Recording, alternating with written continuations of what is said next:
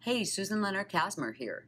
I want to be able to show you how to mix ice resin from the larger bottles, which is very cost effective, and to mix them properly and have the part A and B in equal amounts. So check it out. Hey, I wanted to show everyone how to mix ice resin properly. There's a statement that ice resin has to be mixed perfectly, and you have to have the perfect amounts in here. There's a part A, which is the resin, and a part B, which is the hardener, and you want to mix and fill both. You want to fill both parts absolutely equally, 1-to-1. So the first thing that I do, these are the cups that come with the line. You can either grab a small amount or a large. I love using these cups. I have them in my studio. I use them with anything, paints, anything you can mix in here, water, quenching, all of that stuff. So I find a lot of uses for these cups. They're nice and sturdy. They have the measured increments on here.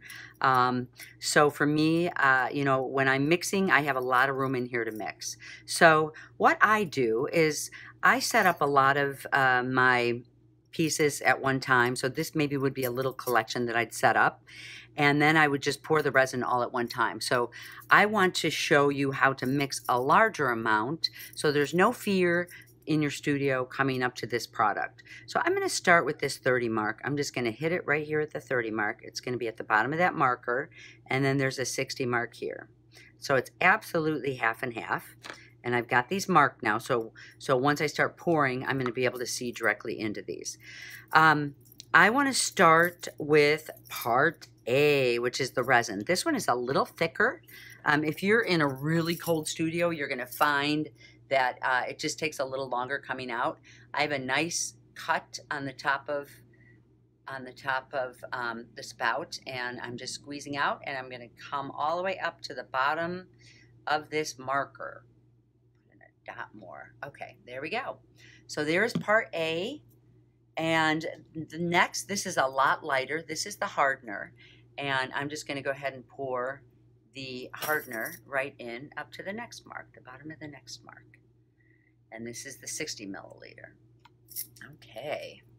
If you add in a little bit too much part A resin, you're going to get sticky. So if your pieces are sticky, that means you're heavy-handed on putting part A in there.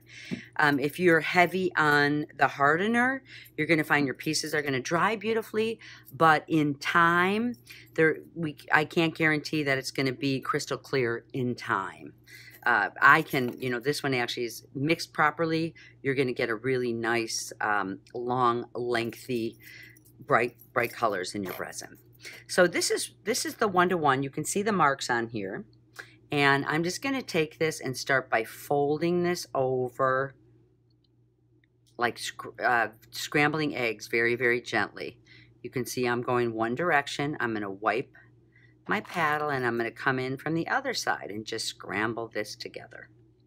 So it really is like folding or scrambling eggs. And now I'm going to really hit the edges of my cup.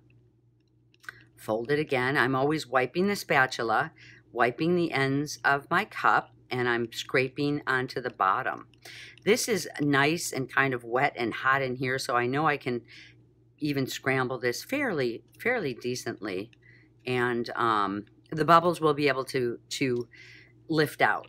So you're going to see this looks a little cloudy now, and that's what happens when you're mixing these two colors together. Also, you are going to see bubbles. Don't worry about the bubbles. They actually will lift themselves out, or I'm going to show you a technique just for getting them out, or talk about a technique rather. I have some students that will mix up a cup and they'll pour a whole batch, and maybe their very last bezel is it's sticky. And that's because they're just not scraping the sides and the bottoms good enough. So you really only need to mix for a minute. So mine is pretty much mixed. I can see it settling in together. So I'm just going to go ahead and let that sit just for a couple minutes. Once I mix it, then I'll let this sit. If I'm in a very, very cold studio, or it's really cold, high air conditioning, I'll just put it underneath a hot light just for a couple minutes, just to kind of lift the bubbles out and finish settling it. This is really nice and hot in here. So the bubbles are going to lift. It's going to settle. It's nice and thin. So with these cups that I'm mixing with, the cups come in a pack of 5 if you're just using a little bit. And for me, I just use the 20 pack, and it has the sticks right in here. So so please, if you're interested in any of these products, just click the links below to learn more about these products.